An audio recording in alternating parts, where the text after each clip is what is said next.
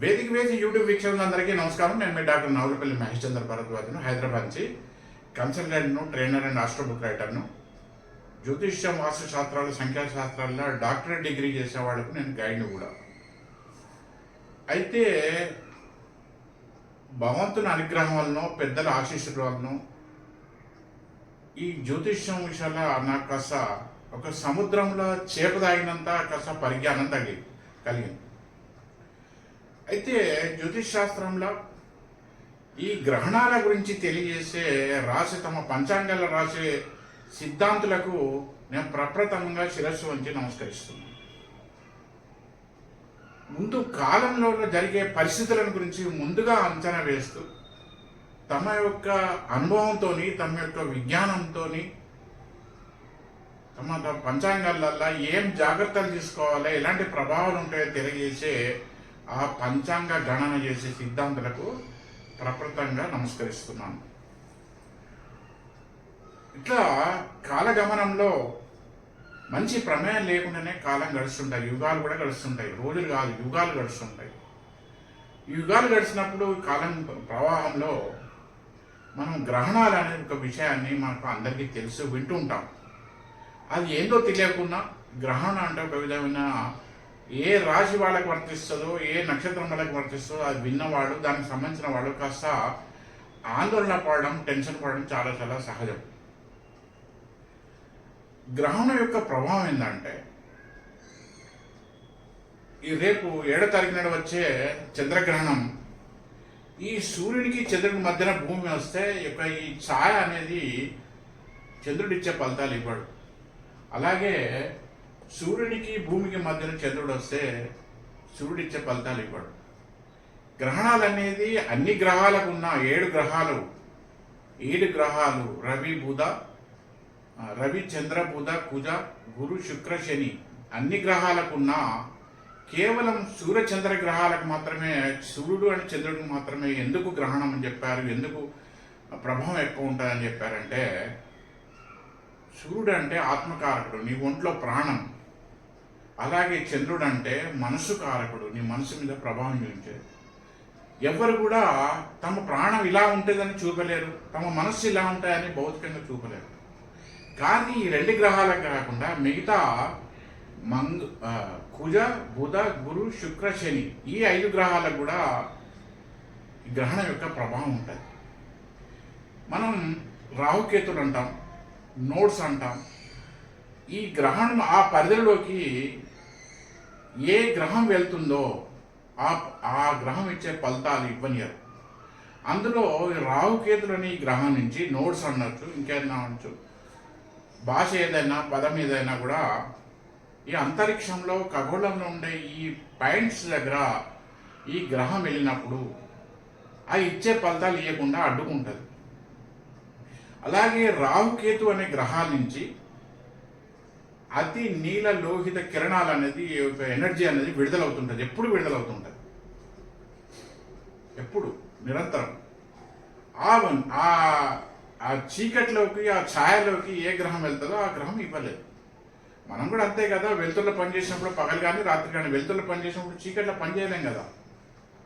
ప్రయాణం చేయి, ఏదైనా చెయ్యి, ఆ వెలుతుర్లకు, ఆ చీకట్లకు వెళ్ళినప్పుడు మనం పనిచేయలేము. అలాగే ఈ సూర్యుడిచ్చే శరీరానికి సహజ ఆరోగ్యాన్ని ఇచ్చే సూర్యకిరణాలు, అలాగే మన మనస్సును ప్రశాంతంగా ఉండే చంద్రుడు గురించి ఎక్కువగా ప్రాధాన్యత ఇవ్వబడ్డది. అలాగే ఇక్కడ ఏమవుతుందంటే, ఈ ఇంగ్లీష్లో స్టైల్గా చెప్పుకోవాలంటే, ఈ రాహుకేతులు అనే వాటి నుంచి ఇవి ఛాయాగ్రహాలు, వాటి పేరే ఛాయ అంటే నీడ. ఆ నీడలోకి ఎవరు వెళ్తే వాళ్ళకు పనిచేయరు. అయితే ఇక్కడ దీన్ని స్టైల్గా ఇంగ్లీష్లో ఇన్ఫ్రారెడ్ అండ్ అల్ట్రా వైలెట్ అంటారు. అల్ట్రా యూవి అండ్ ఐఆర్ అంటారు. ఇవి కాస్త మనిషికి అపకారం చేస్తాయి. ఎవరికి అపకారం చేస్తాయి? అందరికి చేయదు. ఆ రాహు అండ్ కేతు ప్రస్తుతం కుంభరాశిలో అండ్ సింహరాశిలో సంచరిస్తున్నారు. రాహు ఇప్పుడు పూర్వభద్ర నక్షత్రంలో సంచరిస్తున్నారు. ఈ సంచరించినప్పుడు ఈ పరిధిలోకి చంద్రుడు వెళ్ళినప్పుడు ఈ ముఖ్యంగా ఈ నక్షత్రం వాళ్ళ యొక్క మనసు మీద వాడి యొక్క ప్రభావం చూపించి వాళ్ళు రాంగ్ డిసిషన్, తప్పుడు నిర్ణయాలు తీసుకునే ఆస్కారం ఎక్కువ ఉంటుంది. తప్పుడు నిర్ణయాలు తీసుకునే ఆస్కారం ఎక్కువ ఉంటుంది. ఏ గ్రహం, ఏ నక్షత్రం మీద, ఏ రాశిలో ఈ రాహుకేతుల యొక్క గ్రహణాల ప్రభావం ఉంటుందో ఆ రాశి, ఆ నక్షత్రాలకు సంబంధించిన వాళ్ళు ఇది తప్పకుండా శాంతి అంటే పడాలి. ఈ శాంతులు చేయించుకోవాలంటే ఆ రాహుకేతులు చెప్పబడిన అవి దానం చేస్తే వస్తువులు, ధాన్యం, దక్షిణతో దానం చేసినప్పుడు ఆ బ్రాహ్మడు చదివే యొక్క మంత్రోచ్చరణ వల్ల ఒక శబ్దం ఉద్భవిస్తుంది.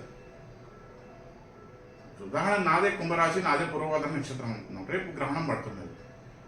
నేను ఎప్పుడైతే ఈ దానం అనేది మంత్రోక్తకంగా ఇస్తానో, ఒక పూజారి కానీ పురోహితుని కానీ ఇస్తానో, అతను చదివే మంత్రోచ్చరణ వలన ఈ ఛాయ అనేది నా చుట్టూ పడకుండా, ఒకవేళ పడేది ఉంటే రక్షిస్తుంది, పడేది ఉంటే దాన్ని అడ్డుకుంటుంది, ఒక కవచం దాకా అడ్డుకుంటుంది మంత్రోచ్చరణ.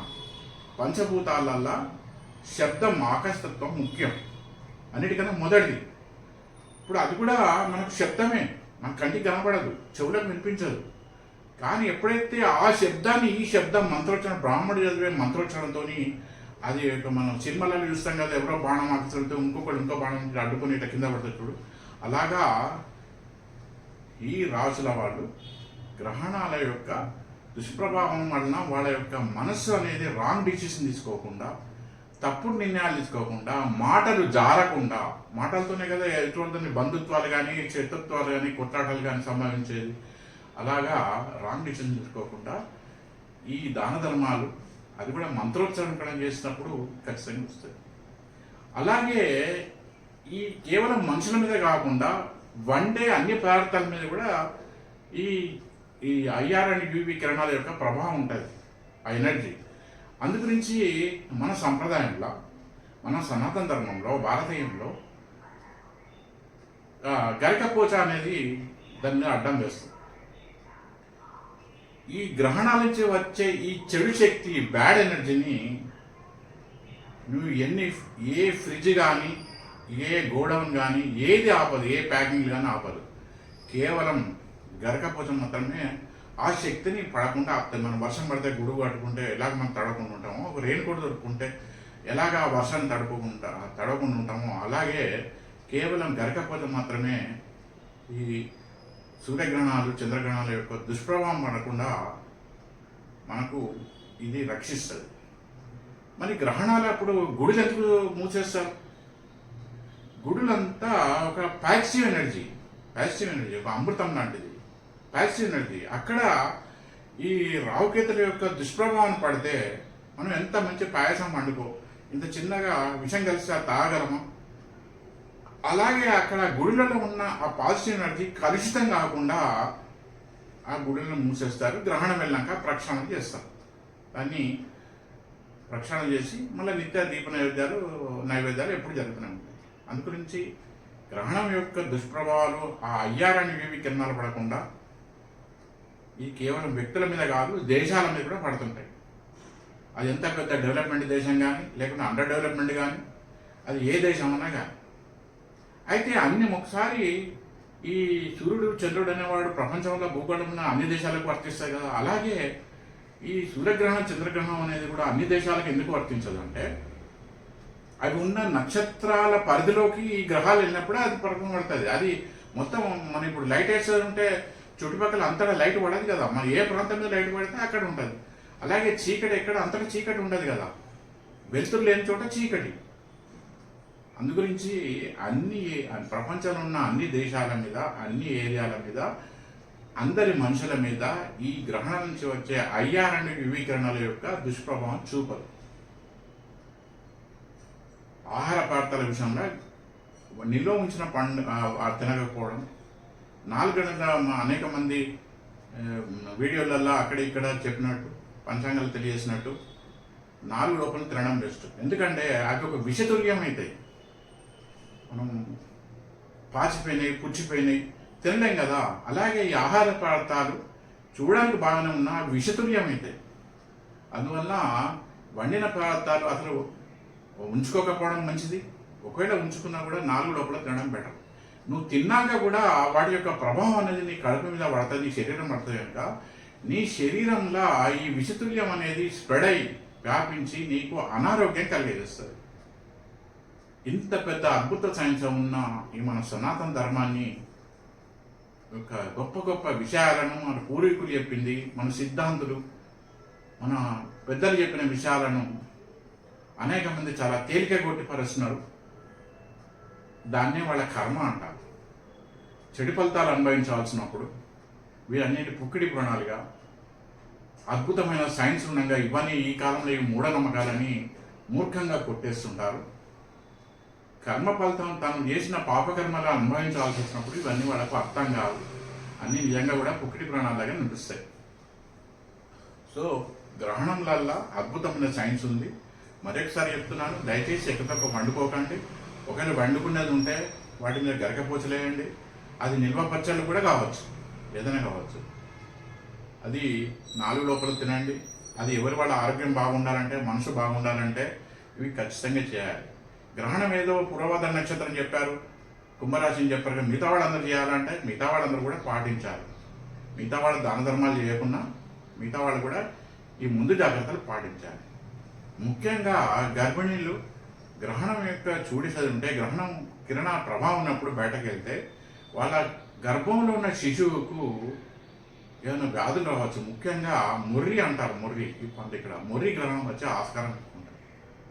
కనుక కాలినాక ఆయింట్మెంట్ రాసుకునే వాళ్ళు, యాంటీబయాటిక్స్ వాళ్ళు కాలకింద జాగ్రత్త పడడం చాలా చాలా ఉత్తమం.